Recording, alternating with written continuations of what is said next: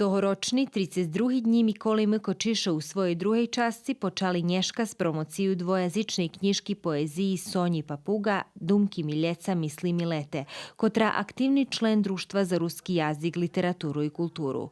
U knjižki še nahodza i podobovo roboti, котри авторка роби з нову техніку енкаустика. Ja še mušim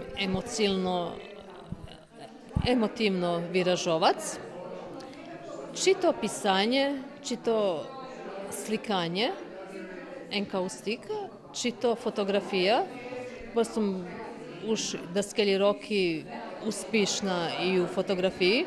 Я všadze vidim umetnost. Gdje god da se nahodzim, ja vidim umetnost. Či to na njebe, či na dreve. Všetko kolo nás umetnost. Njem treba človek, že bi primecel. Sonju Papugovu pozname išće z Kerestura, kad hozela do gimnaziji, a stretli smo ju tu prave u Novim Sazeju, gospodinstvo, kad počela prihoziti na podobovu koloniju, sretnu se u Bodnarova i za jednu novu tehniku u podobovoj tvorčosti, to je enkaustika.